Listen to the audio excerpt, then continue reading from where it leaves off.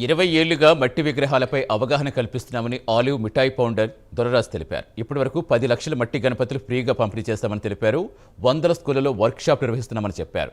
20 ఏళ్ల క్రితం ఈ ఉద్యమం మొదలైందని, దాంతో పెద్ద మార్పు వచ్చిందని దొరరాజ్ తెలిపారు. భారీ విగ్రహాలు సైతం మట్టితో చేస్తున్నామని, దానికి కూడా అనూహ్య స్పందన వస్తోందన్నారు.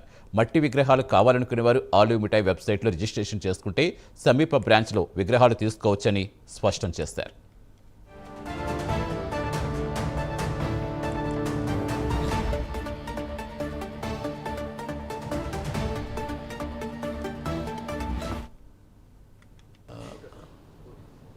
ఆలివ్ మిఠాయి గత 20 సంవత్సరాలుగా మట్టి విగ్రహాలపైన అవగాహన కల్పిస్తూ వచ్చింది.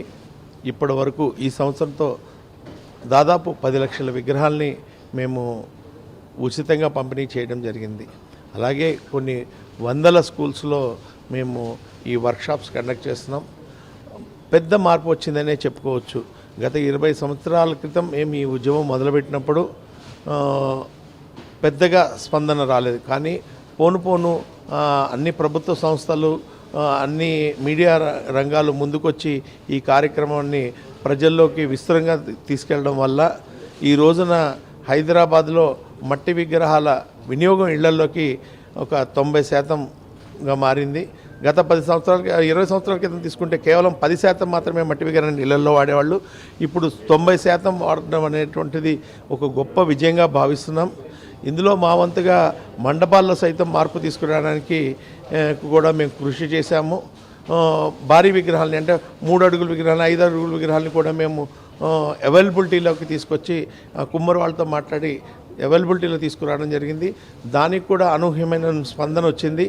ఈ రోజున కాలనీల్లో, అపార్ట్మెంట్ అసోసియేషన్లో చాలా చోట్ల మట్టి విగ్రహాలని నెలకొల్పుతున్నారు.